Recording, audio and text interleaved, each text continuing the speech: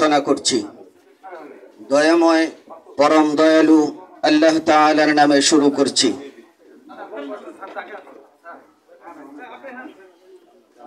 হে মুমিনগণ, নিশ্চয়ই আল্লাহ তোমাদেরকে আদেশ করেছেন যে তোমরা আমানত সমূহ তার হকদারকে আদায় করবে এবং যখন মানুষের মধ্যে বিচার করবে তখন ইনসাফের সাথে বিচার করবে।